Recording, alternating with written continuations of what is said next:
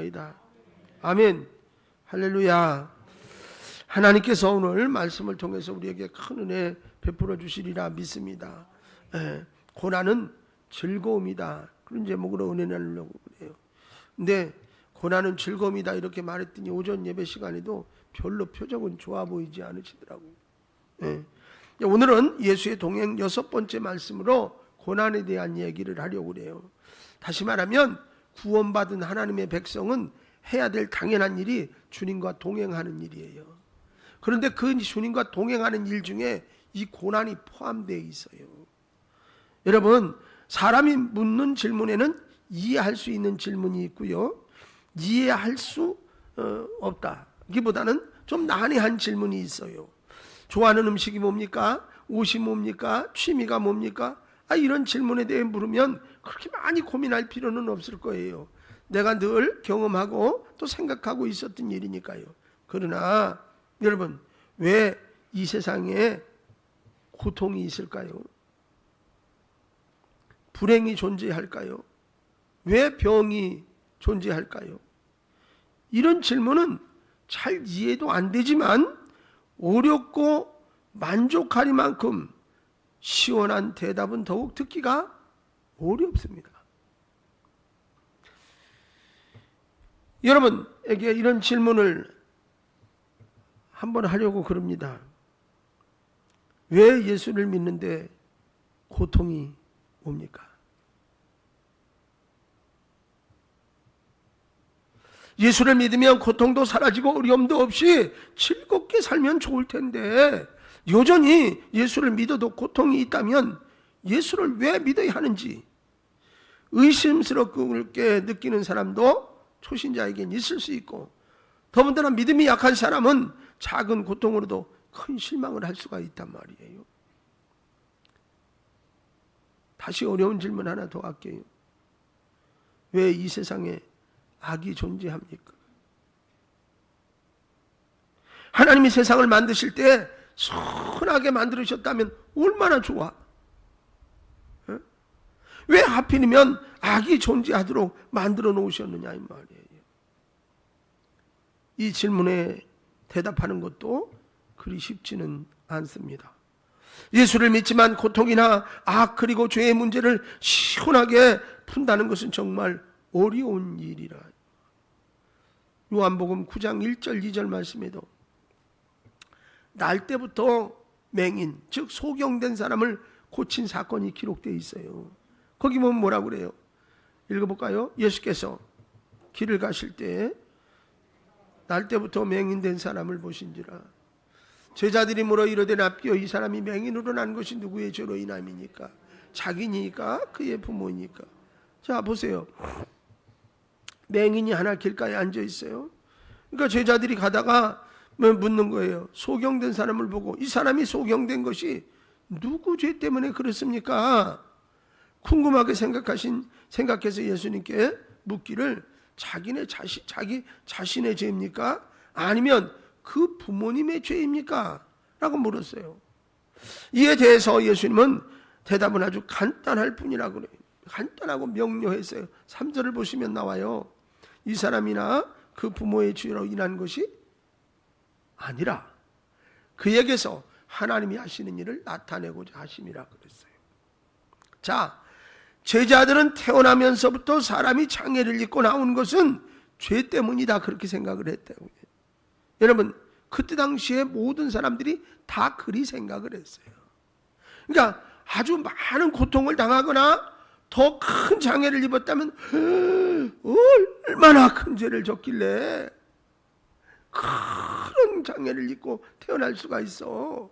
그렇게 어려움을 겪어. 이렇게 생각을 했다 이 말이에요. 자, 그러니까 죄와 장애를 1대1의 원리로 봤어요. 죄를 지으면 장애가 온다고 생각했어요. 그러면 뭐예요? 장애를 보면 죄를 지었다고 판단하게 돼 있는 거죠. 어디서 많이 듣던 논법인데, 여러분, 그러므로 고난도 1대1의 원리야. 그러니까 고난의 원인은 죄의 결과야. 이렇게 봤어요. 질병, 고통, 장애, 불행의 문제는 죄와 1대1 관계 법칙으로 본 것이지요. 여러분, 이것은 마치 욥의 세 친구의 시각과 같습니다. 이 정도 되면 욥기가 떠올라야 되고 세 명의 친구의 이름이 머릿속에 딱 지나가야 됩니다. 안 지나가는 사람은 반성하시기 바랍니다.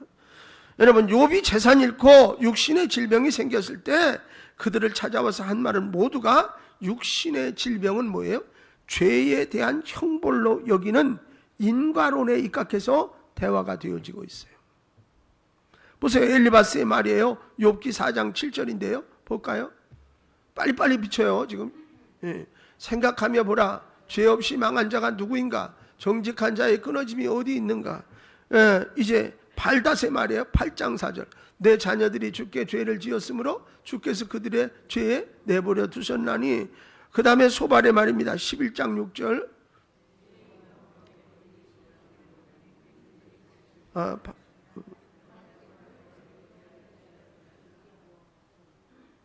뭐야? 6장 맞아?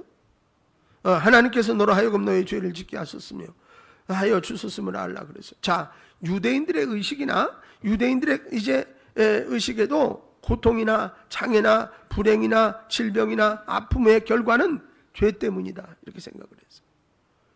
여러분, 제자들도 별로 다르지 않지요.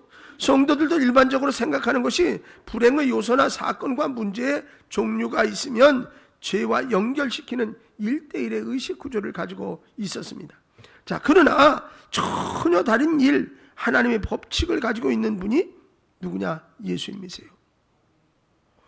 물론 죄와 병, 또 죄와 고통, 죄와 불행은 거의 성경에서 동의어로 쓰여질 때가 많이 있음도 인정하지 않으면 안 됩니다. 여러분, 예를 들어서 시편 103편 3절에 보면 죄 용서와 병 고침은 한 사건으로 보기도 했고요. 에스겔서 18장 20절 말씀에 보면 종종 장애와 질병을 개인의 죄에 대한 질병으로 여기기도 했어요. 조상들의 죄로 인한 하나님의 진료가 임한 경우도 보이기도 했어요. 그러니 전혀 그렇지 않은 것은 100%는 아니다. 이럴 경우도 있을 수 있습니다. 여러분, 그렇지만 예수님은 소경과 관련해서 그가 소경된 것은 죄 때문이 아니라 하나님이 하시고자 하시는 일을 나타내기 위함이라. 하나님의 시각으로, 영적인 안목으로 그것을 봤어요. 여러분 보세요.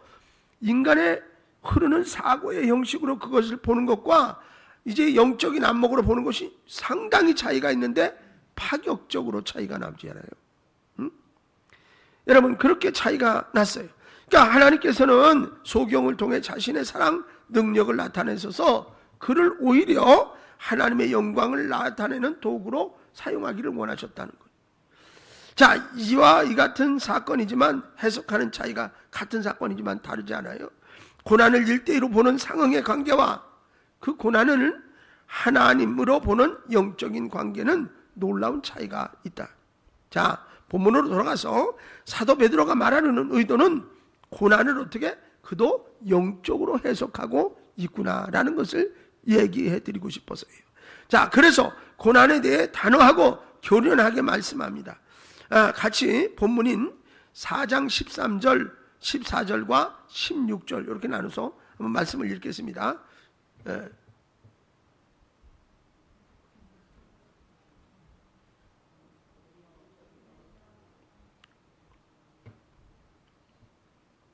방송실 정신 안 차릴 거야?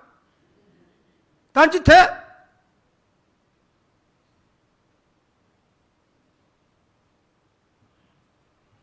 한 번은 혼나야 돼. 분명히 아까 경고했잖아. 자, 13절 시작. 이는 그의 영광을 나타내실 때에 너희로 즐거워하고 기뻐하게 하려 하심이라. 너희가 그리스도의 이름으로 치욕을 당하면 복 있는 자로다. 영광의 영 곧 하나님의 영이 너희 위에 계심이라. 16절. 만일 그리스도인으로 고난을 받으면 부끄러워하지 말고 도리어 그 이름으로 하나님께 영광을 돌리라. 이게 지금 누구 말이에요? 베드로가 하는 얘기예요. 그러니까 아까 말씀드린 대로 영적인 시각으로 보면서 이 얘기를 지금 하고 있는 것이라 그 말이에요. 사도 베드로는 고난에 참여하는 것이, 여러분, 자, 그냥 제가 이렇게 이제 말씀을 드려볼게요. 즐거운 일이 있어요. 복되는 일이 있어요. 자랑스러운 일이 있어요. 안 할 거예요? 하겠죠. 그렇잖아요. 즐거워요. 뭔 일을 하는데 너무 재미나. 그 다음에 어떻게 거기에 따르는 복이 막 넘쳐나. 그리고 어떻게 자랑스러워. 누가 봐도 막 그런 일이라면 안 하겠느냐고. 근데 지금 베드로는 뭐냐면 고난에 참여하는 일이 즐거운 일이고요. 고난을 당하는 것이 복이 있는 일이고요. 고난이 부끄럽지 않고 자랑스러운 것이라고 얘기했어요. 이렇게 고난을 집어넣으면 그 다음에는 참 조금 좀 염려가 되는 거죠. 여러분, 이렇게 예수 믿는 사람은 고난을 본다는 것, 고난이 뭐냐를 바라보는 시각이 일반인과는 달라야 한다는 거예요. 여러분, 신자들이 자주 경험하게 되는 고난의 문제를 어떻게 풀며 답을 찾을 수 있느냐? 고난이 없는 것이 좋은 것인가? 아니면 고난이 있는 것이 좋은 것인가? 기도할 때 고난이 없도록 하나님 해주세요라고 기도해야 하는 것이 맞는가? 아니면 고난을 극복하기 위해서 이제 힘을 달라고 기도해야 하는 것이 맞는가? 어떻게 하는 것이 고난에 대한 바른 태도인가? 여러분, 결론적으로 말하면 신자들에게 고난은 반드시 필요한 것이다. 그냥이 아니라 반드시 필요한 것이다. 이런 설교를 하면 교인들 싫어해요. 근데 진짜 성경이 말하는 얘기라니까요. 들어야 돼요. 예수님도 수많은 고난을 받으셨어요. 히브리서 2장 9절을 보세요. 오직 우리가 천사들보다 잠시 동안 못하게 하심을 입은 자 곧 죽음의 고난 받으심으로 말미암아 영광과 존귀로 관을 쓰신 예수를 보니 그랬어요. 이어서 이를 행하시면 하나님의 은혜로 말미암아 모든 사람을 위하여 죽음을 맛보려 하심이라. 자, 먼저 예수를 믿었던 사람도 고난을 받았어요. 고린도후서 1장 8절 말씀이에요. 형제들아, 우리가 아시아에 상한 환난을 너희가 모르기를 원하지 아니하노니 심에 겹도록 심한 고난을 당하여 살 소망까지 끊어지고 죽는 게 차라리 낫다라고 생각할 만큼 고통을 당했다, 그 말이잖아요. 여러분, 그런데 예수님도 고난당하시고 먼저 믿은 사람도 고난당했어. 그런데 뭐라고 말씀하시냐면 지금 예수 믿고 있는 사람도 고난을 받는다, 그렇게 말했어요. 보세요. 빌립보서 2장 29절 말씀이에요. 그리스도를 위하여 너희에게 은혜를 주신 것은 다만 그를 믿을 뿐 아니라 또한 그를 위하여 고난도 받게 하려 하십니다. 중요한 건 여러분들이 예수 믿는 순간 나 고난도 받을 거예요, 이미 동의한 거나 마찬가지예요. 여러분, 이렇게 고난은 예수님을 믿는 누구에게나 있기 때문에 다만 고난이 없으면 하는 기대보다 고난의 목적을 이해하고 고난을 해결하는 새로운 영적 지식과 믿음이 필요하다. 반드시 겪어야 할 거라면 알아야 될 거 아니에요. 그래서 이걸 어떻게 지혜롭게 극복하고 거기서 유익을 얻을까를 생각해야지. 이건 안 해야 돼. 도망 다녀야 안 된다니까. 여러분, 왜냐하면 그리스도인이 겪는 고난은 우연이나 무의미하게 일어나는 일이 아니기 때문이에요. 여러분, 그래서 성경은 고난에 대해서 정의해 주었어요. 자, 보세요. 이제 히브리서 12장 10절 말씀을 같이 읽어요. 그들은 잠시 자기의 뜻대로 우리를 징계하였거니와 오직 하나님은 우리의 유익을 위하여 그의 거룩하심에 참여하게 하십니다. 유익하게. 여러분, 하나님이 우리에게 고난을 주시는 이유를 유익이라고 그랬어요. 유익. 그리고 하나님의 뜻은 어느 경우이든 항상 택함을 받고 부르신 사람들에게 유익을 주기 위한 것과 연결고리를 이루고 있어요. 다 같이 말씀을 보겠습니다. 자, 저 먼저는 떠남의 유익이에요. 떠남.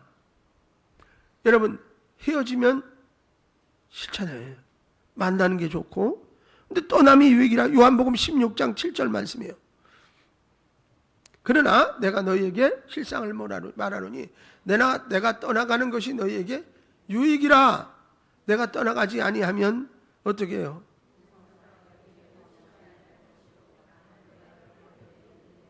자, 보혜사가 못 오신대. 보혜사는 우리를 돕는 성령님이신데. 자, 그 다음에 성령의 유익에 고린도전서 12장 7절. 각 사람에게 성령을 나타내심은 유익하게 하려 하심이라. 여기도 유익을 주기 위함이라잖아요. 그 다음에 성경의 유익이에요. 디모데후서 3장 16절 말씀. 모두 성경은 하나님의 감동으로 된 것으로 교훈과 책망과 바르게 함과 의로 교육하게 유익하니. 자, 마지막으로 경건의 유익입니다. 디모데전서 4장 8절 말씀. 육체의 연단은 약간의 유익이 있으나 경건은 범사에 유익하니 금생계 내생에 약속이 있느니라. 자, 보세요. 이것은 신자들의 신앙생활에 대단히 중요한 그런 내용이에요. 만일 신자들에게 일어나는 고난이나 시험의 상황이나 사건이 유익이 아니라 괴롭힘, 불행, 손해, 실패, 저주 이런 걸 목적으로 한다면, 그리고 한다고 받아들인다면 하나님을 알지 못하는 무지한 사람인 거라. 우리가 그래서 고난에 대해서 해석을 어떻게 잘해야 된다. 고난을 불행이나 실패, 망하게 만들도록 하기 위해서 위한 것으로 받아들여서는 안 되는 것이다. 고난이 있음을 유익으로 믿어야 고난의 뜻을 바르게 알 수 있습니다. 자, 그렇다면 하나님께서 주시는 고난은 어떤 유익이 있을까? 오늘 잘 들어야 돼요. 잘못 들으면 밖에 나가서 근데 우리 목사님은 다 고난 받으래. 고난 받아야 된대. 그렇게 얘기하면 우리 교회 오고 싶겠어요. 내가 잘생긴 것도 아닌데 목사님 보러 올 일도 별로 없을 것 같고. 그러니까 오늘 잘 들어야 된다고요. 정신을 바짝 차리고. 여러분 이런 설교 듣기 어려워요. 여러분 잘 들어야 돼 진짜. 자, 첫째로 고난은 하나님을 깊이 아는 데 도움을 주는 역할을 합니다. 그래서 유익이라는 거예요. 여러분 보세요. 고난은 분명히 하나님을 알도록 하는 데 목적이 있어요. 하나님을 아는 것은 끝도 없다. 우리의 지식으로, 우리의 경험으로 아무리 노력해도 하나님을 다 알 수가 없어. 그러니 뭐예요? 고난도 죽을 때까지 계속된다. 이해되죠? 이해 안 되면 안 된다고 써놨다 나중에 물어보든지 그래야 돼. 자, 그러므로 고난도 끝이 없이 계속돼요. 베드로전서 4장 12절 오늘 말씀해 보세요. 사랑하는 자들아, 너희를 연단하려고 오는 불시험을 이상한 일 당하는 것 같이 이상히 여기지 말고 그랬어요. 베드로의 말이에요. 불시험이란 불을 통과하는 것 같은 괴로운 힘든 시간을 말하는 것이다. 예수 믿는 사람에게 이런 시간들이 온다는 거예요. 그럼 예수 믿지 말걸. 아니라 이런 시험이 올 때 이상하게 생각하지 말라. 이상하다는 것은 깜짝 놀란다, 당황한다 그런 의미가 포함된 말이거든요. 그러니까 사람들은 시험이나 고난이 오면 이상해. 이상하다니까 하면서 놀란다는 거예요. 왜? 예수 믿는데 왜 이런 일이 생겨? 예배도 잘 드리고 기도도 하고 열심히 하는데 왜 나에게 이런 일이 일어나지 하면서 놀라는 반응을 보인다 그 말이에요. 여러분, 그러나 놀란다, 이상하다고 생각하는 것을 뭐라고 하냐면 흔들리는 믿음이 이제 마음이나 믿음을 표현한 것입니다 라고 말해요. 즉 불안하고 당황하고 괴롭고 힘들고 고민에 놀랍니다. 고난이나 시험에 대처할 수 있는 준비가 되어 있지 않기 때문에 이걸 더 나아가서 뭐라고까지 얘기하느냐면 불신앙적인 태도라고까지 말해요. 여기까지 설명을 해놓고 나면 예수 믿는 사람에게 고난은 반드시 있다. 누구에게나 다 있지만 예수 믿는 사람도 있어요. 근데 이 고난을 어떤 시각으로 바라보고 이 고난이 성경은 나에게 유익을 주기 위한 것이라 했으니 그 유익한 것을 내가 취할 수 있도록 노력해야 하는 것이지. 시험이 오고 이제 어려움이 오고 고난이 오면 이상하게 생각하고 흔들리고 방황할 것이 아니라 왜 이런 일이 일어나는지 하나님의 뜻을 살피고 하나님을 바라보는 것이 잘된 신앙인의 모습인 것입니다. 이상하게 생각하는 것은 불신앙이고 하나님의 뜻으로 보는 것은 참신앙. 이렇게 설명을 하면 좀 너무 이렇게 자르듯이 한 거지만 그런 의미가 맞습니다. 그러면 왜 시험이나 고난이 이상한 것이 아니고 하나님의 뜻일까? 자, 오늘 베드로전서 4장 2절 말씀을 좀 보세요. 그 후로는 다시 사람의 정욕을 따르지 않고 하나님의 뜻을 따라 육체의 남은 때를 살게 하려 함이라. 자, 이렇게 말씀하셨어요. 자, 고난이 있는 이유는 죄를 멈추게 한다고 그랬습니다. 죄를 멈춘다는 것은 정욕을 따르지 않는 것을 말합니다. 정욕을 따르지 않는 사람은 하나님의 뜻을 살아가려는 사람이 되었다라는 의미입니다. 그런데 만일 시험이나 고난이 없으면 사람은 정욕이나 사욕에 이끌린다는 거예요. 여러분, 베드로전서 4장 3절 말씀에 보면 너희가 음란과 정욕과 술 취함과 방탕과 향락과 무법한 우상 숭배를 하여 이방인의 뜻을 따라 행한 것은 지나간 대로 족하도다. 자, 여러분 보세요. 정욕은 하나님과 멀어지게 하는 망령된 행실을 조장해서 결국 하나님과 단절된 믿음을 갖게 해요. 만들어버려요. 그러니까 하나님과 고리를 두고 점점 멀어져서 더 이상 하나님과의 관계를 맺게 되지 못해서 끊어지고 만다 그런 얘기. 그래서 성경은 정욕을 큰 죄로 보고 정욕을 제어하고 버리고 못 박으라는 말씀을 했어요. 예. 여러분, 다음 성경 말씀이 좀 짤막한데 이제 몇 군데 같이 한번 보겠습니다. 세 곳입니다. 베드로전서 2장 11절 말씀입니다. 같이 읽어요. 사랑하는 자들아, 거리문과 나그네 같은 너희를 권하노니 영혼을 거슬러 싸우는 육체의 정욕을 제어하라 그랬어요. 자, 디도서 2장 12절 말씀이에요. 우리를 양육하시되 경건하지 않은 것과 이 세상 정욕을 다 버리고 신중함과 의로움과 경건함으로 이 세상에 살고. 갈라디아서 5장 24절 말씀입니다. 그리스도 예수의 사람들은 육체와 함께 그 정욕과 탐심을 십자가에 못 박느냐. 자, 정욕을 못 받고 멀리하고 자르고.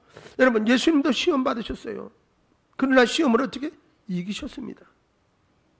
만일 정욕적으로 반응을 했다면 예수님도 넘어질 수 있었을 것이에요. 다시 말하면 떡을 생각하고 명예를 생각하고 자기 영웅됨을 생각했다면 치명적인 불신앙으로 버림을 받았을 것이라 그 말이에요. 그러나 시험 중에도 하나님을 바라봤습니다. 아멘. 시험 중에도 죄를 짓지 않으셨습니다. 여러분, 모든 시험을 하나님 안에서 반응했습니다. 시험 중에도 죄를 짓지 않았다. 지난 시간에 들었던 누구 생각 안 납니까? 요셉이에요. 보디발의 아내의 유혹에도 하나님 앞에서 그리고 물리치고 나가잖아요. 더 큰 고난을 당해요. 여러분, 마태복음 4장 7절, 4절, 7절, 10절 이렇게 좀 읽겠습니다. 보면 사람이 떡으로만 살 것이 아니요 하나님의 입으로부터 나오는 모든 말씀으로 살 것이라. 그 다음에 17절에 보니까 주 너희 하나님을 시험하지 말라. 그 다음에 10절에는 사탄아 물러가라 기록되었을 때 주 너희 하나님께 경배하고 다만 그를 섬기라 이랬어요. 자, 예수님은 모두 하나님에 대한 그 철저한 믿음으로 시험과 죄에 넘어지지 아니하시고 승리할 수 있었던 것입니다. 성도들에게 시험이나 고난이 있는 이유는 하나님의 뜻을 따라 살도록 하기 위함과 순종하는 삶을 위한 것입니다. 그래서 시험과 고난은 하나님을 깊이 체험하게 만드는 계기가 됩니다. 하나님을 아는 지식이 풍부해지게 만든다 그 말이에요. 그래서 시험과 고난은 성도들에게 이상하고 놀라며 흔들리도록 하는 역할이 아니라 하나님과 더 깊은 관계와 알을 위한 특별한 은혜의 역할인 것입니다. 여러분, 가령 내가 아프대. 근데 병원에서 손을 못 대겠는데요. 그랬다 쳐. 그러지 말고, 여러분이 그랬다고 생각하지 말고 그런 일이 있었다고 쳐. 그러면 그 다음에 어떻게 해야 돼? 하나님, 현대의술로, 약으로, 수술로 아무것도 안 된대요. 나 어떻게 해요?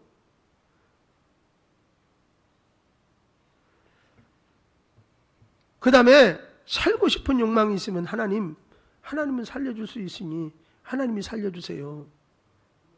그래야 될 거 아니에요, 그렇죠? 그러면 하나님하고 어떻게 해야 돼? 이제 타협을 해야 돼, 계속. 그게 기도야. 이제 영적인 기도의 싸움을 계속 할 거 아니에요. 여러분, 그 사람이 태평한 그런 삶만 살면 신앙생활 진짜 잘할까요?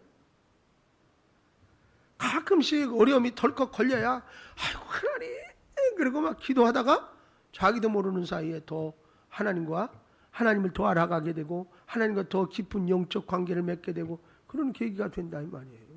그러니 고난이 하나도 없는 게 내가 유익이냐 이 말이에요. 아니잖아요. 아니에요. 두 번째, 고난은 성도의 믿음을 훈련시키는 최고의 도구입니다. 도구. 하나님은 당신의 자녀들에게 바라는 목표가 있어요. 잘 들으세요. 하나님이 나한테 바라는 목표가 있다니까 이 목표도 모르고 신앙생활 한다고 교회 왔다 갔다 하면 안 돼요. 아셨어요? 예수를 믿고 구원받는 것이 최종 목표가 아니에요. 거기가 끝이 아니라니까. 그건 예수 믿으면 구원받아요. 여기 예수 믿은 사람들 다 지금 죽어도 천국 갑니다. 아멘. 구원받았어요. 근데 중요한 건 하나님의 자녀가 자녀답게 사는 것뿐만 아니라 아버지가 뜻하시는 성숙한 사람이 되기를 바라십니다. 성숙한 것은 뭘 말하느냐? 믿음이 자라는 것을 말합니다. 여러분, 믿음이 자라지 않으면 하나님의 사역도 현재보다 더 발전되고 나아지지 않습니다. 맨날 그 자리에 있는 거예요. 그러면 뭐라고 그러잖아요? 밑으로 미끄러지지 않아서 내려가지 않으니 다행이지. 여러분, 그래서 하나님은 성도들에게 믿음이 자라도록 훈련 도구를 주세요. 믿음이 자라도록. 디모데전서 4장 6절 7절 말씀이에요. 내가 이것으로 형제를 깨우치면 그래서 예수의 좋은 일꾼이 되어 믿음의 말씀과 네가 따르는 좋은 교훈으로 양육을 받으리라. 7절이요. 망령되고 허탄한 신화를 버리고 경건에 이르도록 내 자신을 어떻게 하라? 연단하라. 히브리서 5장 13절 14절 말씀이에요. 이는 젖을 먹는 자마다 어린 아이니 의의 말씀을 경험하지 못한 자요. 14절 단단한 음식을 장성한 자의 것이니 그들은 지각을 사용함으로 연단을 받아 선악을 분별하는 자들이니라. 자, 보세요. 단련시키기 위한 것이라고 말씀하세요. 그러니까 훈련의 강도는 신분과 사역과 업무와 비례하기 때문에 하나님의 좋은 군사가 되려면 그 훈련은 더 강하고 또 때로는 어려울 것이에요. 그러니까 나에게 시험이 큰 게 왔다, 어려운 게 왔다, 힘든 게 왔다 그러면 하나님이 내 수준을 그만큼 높이 보시는 거다. 아멘을 안 하네.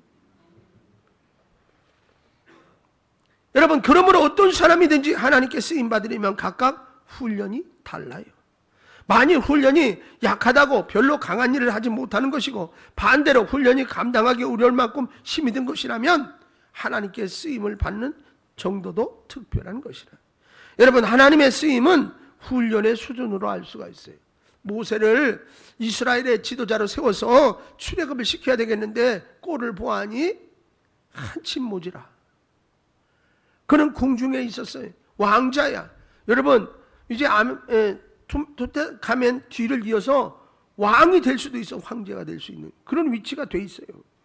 그럼에도 불구하고 어떻게 그냥 억울한 일을 만나게 해서 도망을 가. 광야로. 인생 쫑났지. 왕자가 갑자기 광야로 도망가가지고 몇 년을 살아? 40년.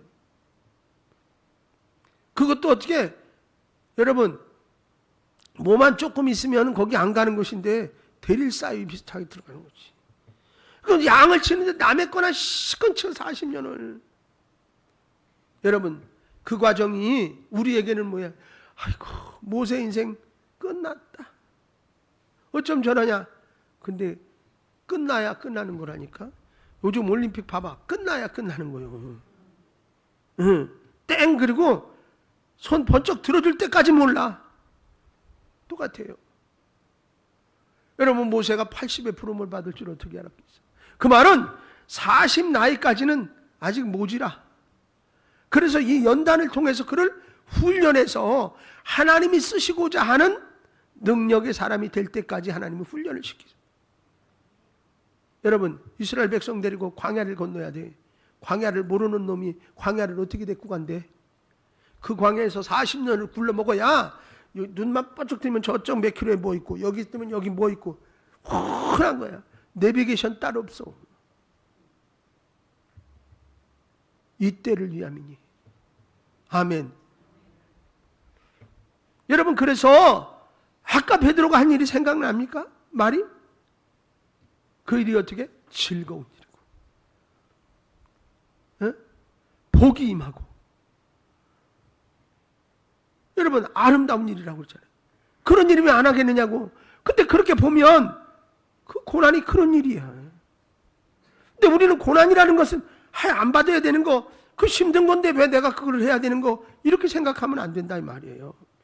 여러분, 그래서 하나님은 절대로 에레미야 애가 3장 33절의 말씀처럼 주께서 인생으로 고생하게 하시고 근심하게 하심은 본심이 아니시로다. 즉 하나님은 사람에게 고생하도록 고통을 주시는 분이 아니시라는 거예요. 그러나 고난이 있는 이유는 하나님이 쓰시기 위하여 그들의 믿음을 자라게 하시고 미래를 향하여 갈 수 있는 힘을 주시기 위함이라. 여러분 생각을 해봐. 악한 마귀 사탄이 이런 계계를 꾸미고 있는데 여러분 그것을 대처할 수 있는 훈련을 안 하면 어떻게 되느냐 이 말이야. 민방공 훈련 필요해 안 필요해? 바빠 죽겠는데 왜 차를 세우고 20분씩 쌀행 불고 기다리고 뭐 어떡하고, 초등학교 들어가면 어떻게 이제 지진 나는 거 해가지고 막 그냥 여기다 뒤집어 쓰고 그 책상 밑에 들어가서 이렇게 쭈그리가 왜 그거 하느냐고. 응? 진짜 지진 났을 때 그 한 번을 위해서 하는 거예요. 살라고. 그걸 훈련을 안 해봐요. 우왕좌왕하다가 자기들끼리 깔려주고. 여러분, 사탄 마귀가 이미 벌써 믿는 성도들을 어떻게 해서라도 넘어뜨리고 그를 쓰러뜨리고 그를 밟고 이제 예수 믿는 것을 포기하게 만들고 이렇게 하려고 각종 계계를 깔아놨는데 거기에 대책도 하나도 없이 그냥 대충 살아가서 되냐 말이에요. 이 연단을 통해서 하나님이 훈련시켜서 그때에 대비해서, 그것도 이까짓 아무것도 아닌 걸 특수훈련 받은 사람한테 어디 좀 하라고 그러면 그게 어렵냐고. 그 사람은. 박군이 봐봐, 결혼도 잘했잖아.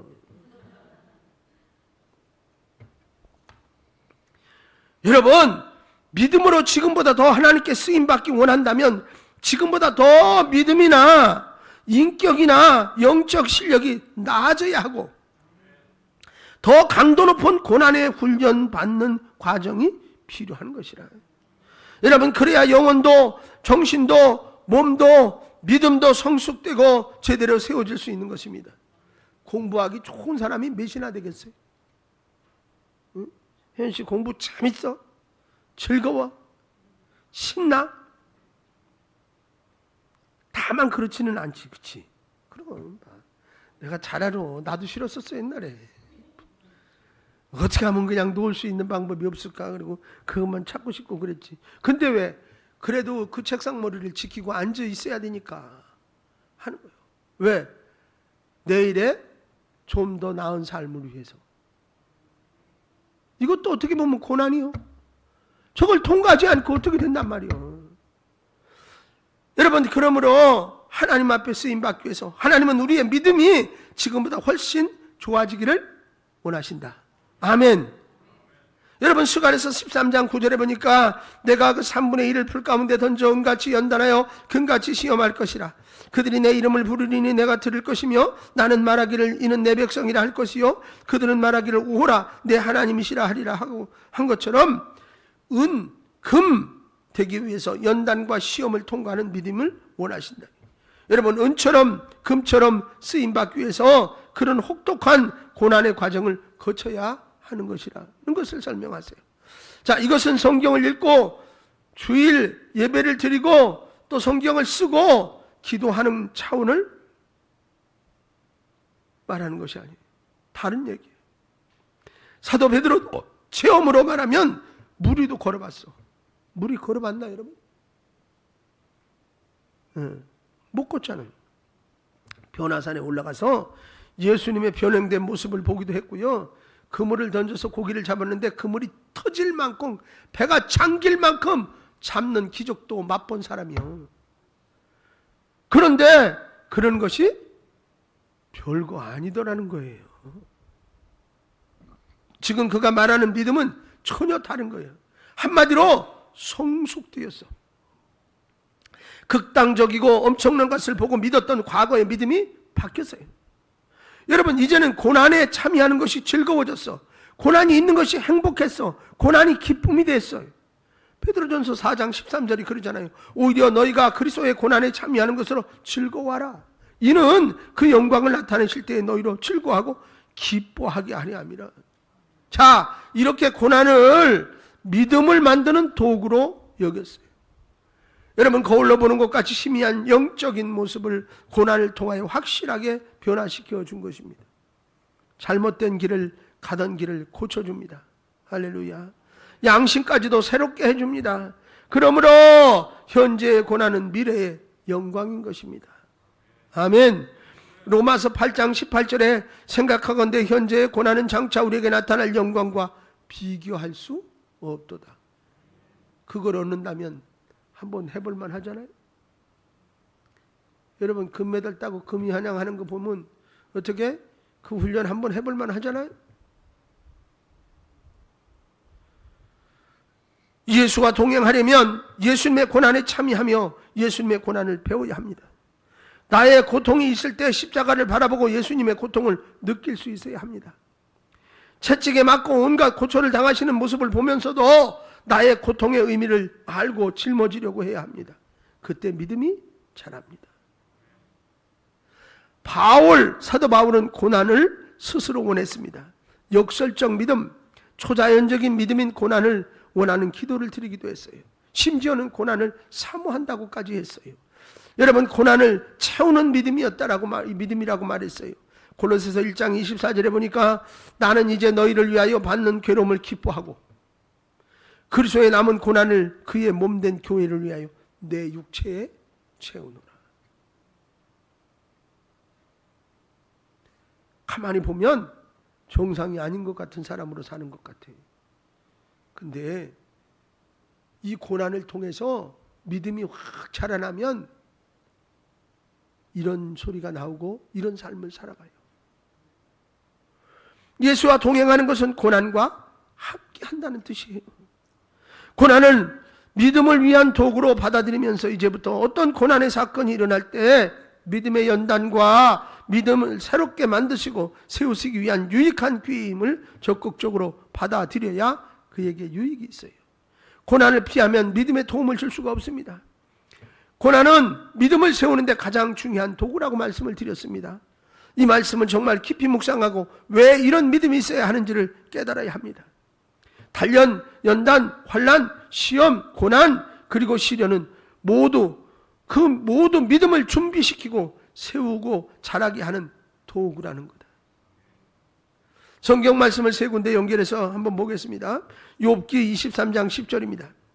그러나 내가 가는 길을 그가 아시나니 그가 나를 단련하신 후에 내가 순금같이 나오게 되리라.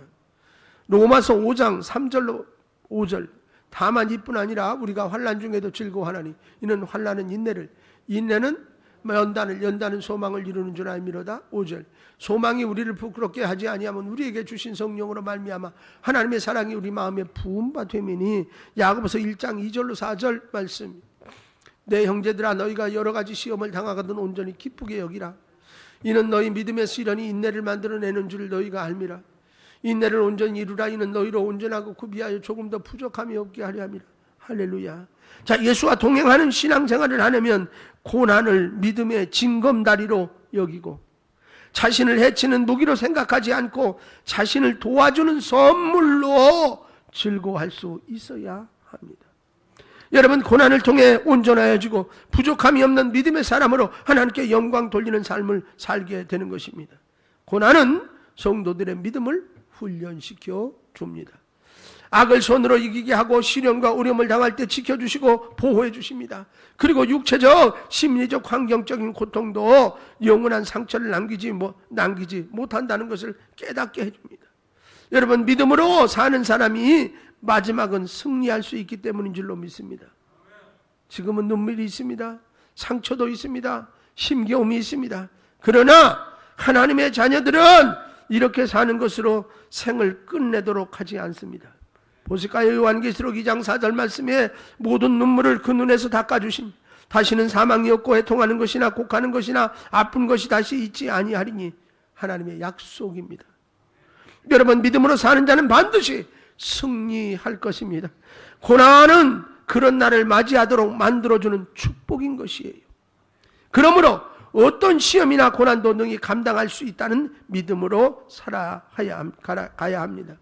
고린도전서 10장 13절에 사람이 감당할 시험 밖에는 너희가 당할 것이 없나니 오직 하나님은 미쁘사 너희가 감당하지 못할 시험을 당함을 허락하지 아니하시고 시험 당할 즈음에 피할 길을 내사 너희로 능히 감당하게 하시느니라. 하나님이 여러분을 쓰시기 위해서 확실하게 주신 도구가 고난임을 기억하시고 이제는 고난도 자신의 몸과 영혼에 채우는 성숙한 기도의 제목이 될 수 있어야 합니다. 마지막으로 고난은 예수 그리스도를 닮는 통로입니다. 여러분, 믿음의 최종 목적은 예수님처럼 사는 거예요. 믿음 생활을 잘한다는 것은 예수님을 닮는 모습인 거예요. 여러분, 고난을 통해서 예수님의 성품과 삶을 닮게 됩니다. 고난은 두 종류가 있어요. 악한 일을 하다가 당하는 고난과 선한 일을 하다가 당하는 고난. 여러분, 오늘 15절에도 그러잖아요. 너희 중에 누구든지 살인이나 도둑질이나 악행이나 남의 일을 간섭하는 자로 고난을 받지 말라. 이것은 악행으로 인한 고난입니다. 그러나 그리스도의 고난과 그리스도인의 고난은 선한 고난이에요. 이 둘 차이가 뭡니까? 부끄러운 고난과 영광의 고난인 거예요. 악한 일을 하다가 당하는 고난은 부끄러움으로 끝을 맺습니다. 그러나 베드로, 그는 망령된 행실로부터 돌아서도록 허리를 동이고 근신하라고 그래요. 왜? 부끄러운 고난 당하지 않기 위해서. 여러분, 베드로전서 1장 13절 말씀 같이 봐요. 그러므로 너희 마음의 허리를 동이고 근신하여 예수 그리스도께서 나타나실 때에 너희에게 가져다 주실 은혜를 온전히 바랄지어다. 베드로전서 4장 7절 만물의 마지막이 가까웠으니 그러므로 너희는 정신을 차리고 근신하여 기도하라. 아멘. 여러분, 근신하지 않고 깨어있지 않으면 사탄과 악의 세력에 의해서 부끄러운 고난을 당하기 때문이라는 거예요. 그러나 선을 행하다가 당하는 고난은 영광의 고난이고 아름다운 고난이라고 그랬어요. 여러분, 예수님의 고난이 바로 선을 위하여 당하는 고난입니다. 그러므로 베드로는 자신도 예수님의 고난을 눈으로 직접 보았기에 그 고난이 결국 어떤 열매로 나타날 것인가를 알았습니다. 여러분, 베드로전서 2장 19절로 21절 말씀 이것만 읽고 결론을 맺겠습니다. 부당하게 고난을 받아도 하나님을 생각함으로 슬픔을 참으면 이는 아름다우나 죄가 있어 매를 맞고 참으면 무슨 칭찬이 있으리요. 그러나 선을 행함으로 고난을 받고 참으면 이는 하나님 앞에 아름다우니라. 이를 위하여 너희가 부르심을 받았으니 그리스도 너희를 위하여 고난을 받으사 너희에게 본을 끼쳐 그 자체를 따라오게 하려 하셨느니라. 아멘. 예수님이 당하신 고난은 아름다운 고난이라 이렇게 표현했어요. 이유가 뭐예요? 예수님께서 자신의 정욕이나 명예와 욕망을 이루려다가 당한 고난이 아니고 하나님의 뜻에 따라 사람을 구원하시기 위해서 그랬어요. 자, 그래서 베드로는 예수님을 따르는 사람들에게 고난 받으라 그렇게 말했던 거예요. 여러분, 일반적으로 설교할 때 고난을 피하든지 받지 말라고 하지 고난을 즐겁게 받으라 그렇게 하지 않아요. 고난을 불행으로 생각하고 고난을 복으로 여기지 않습니다. 그러나 이제는 성경의 진리를 전해야 할 때다. 고난 당하는 것을 즐거워하고 복으로 받아들이고 자랑스럽게 여기도록 고난의 믿음에 변화되어야 하는 것. 그러면 예수님께서 당하신 고난을 우리에게 보여주시면서 전달하려는 목적이 뭐냐? 이 말씀 꼭 읽어야 돼요. 그리고 마칠게요.